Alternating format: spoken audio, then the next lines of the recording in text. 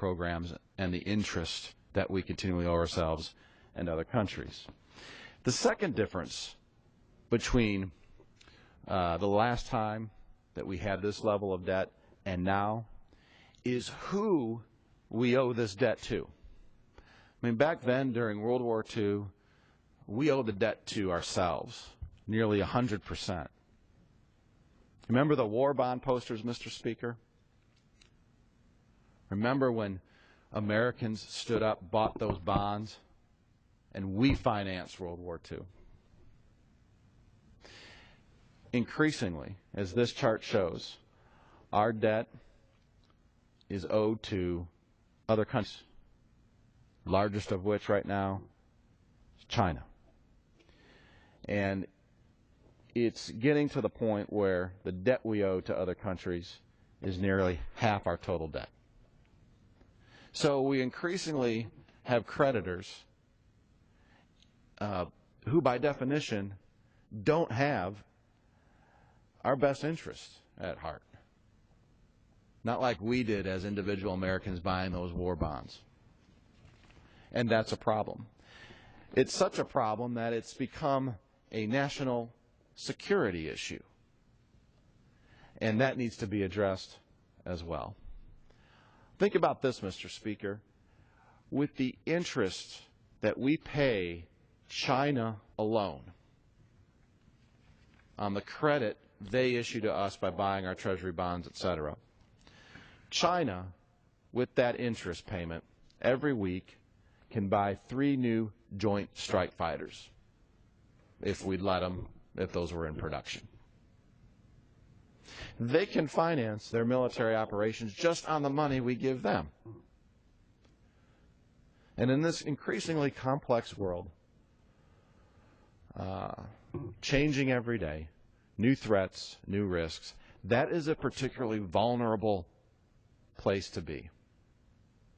And we are doing it to ourselves because of our refusal to balance budgets and otherwise live within our means. To put more on our plates now at the expense of our national security and at the expense of the children of tomorrow, people who don't exist yet and therefore have no voice in the matter. But I got to tell you, it's hard for me, even as a Budget Committee member, to visualize what $17 trillion really looks like, really what it means. And I certainly can't understand or visualize what I said earlier about the $100 trillion that's on the way, specifically over the next 50 to 75 years, representing the promises that we've made under these social entitlement programs. That's what's coming. In fact, our country will be bankrupt, I'm sure, and we'll be off the world's reserve currency long before we reach the $100 trillion. But it's coming, and it's real. So what I like to do is take actual budget numbers and break off 8 zeros from them so that I can get them in a more manageable fashion. You know, the President has said, I've heard him a few times, reference the federal government as some kind of federal family. Well, I don't know if I take it that far, but let's assume, for purposes of this debt discussion, that the federal government acted like a family. Here's what our federal budget picture looks like. Our annual family income, $25,000. Those are the tax receipts, the revenue that we get from the people of this country, the property, their property that we confiscate to run the federal government, some of it necessary, most of it increasingly not necessary.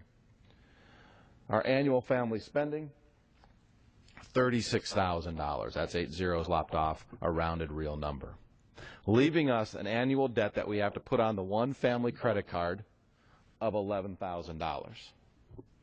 So we're a family, we're making $25,000, we're spending $36,000, deficit of $11,000. It goes on a credit card, the one family credit card that already has a balance of $168,000.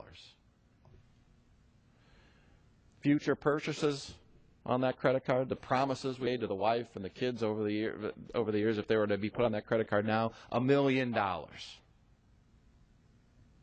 wait a minute. Remember I said our borrowing has gone down we're spending a little bit less. We have this quote-unquote drastic, incoherent, ham-fisted, whatever the adjectives we're hearing lately, sequester.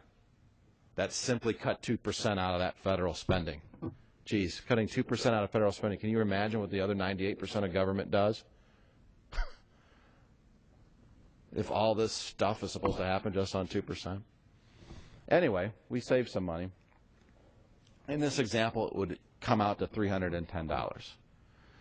Now, I will give the microphone, I will yield to any gentleman or gentlewoman, member of the House here tonight, that wants to get up here and defend this and defend these numbers. I didn't think so. That's all right, Mr. Speaker. I will note for the record that there are very few members here. Next slide, please. This is what your federal government spends its money on. Now, I took the liberty of taking two pieces of the pie and pulling them out.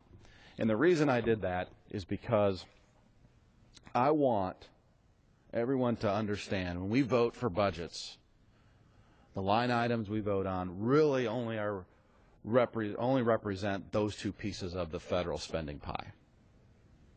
So our votes every year when we pass a budget only concern spending, quite honestly, on those two pieces. That's non-defense discretionary and defense discretionary. That's why we call it discretionary, because we actually have discretion on dialing up defense or dialing it down, or some of the non-defense programs like the 167 agencies or so like that are under the discretionary budget. That would be Department of Energy, Department of Education, and all the ones in between. But if you look at this, Mr. Speaker, most of the pie is mandatory spending, meaning it doesn't really come through the normal budget process because it can't. Because these were promises that were made in the underlying law. They cannot be changed unless you change the underlying law.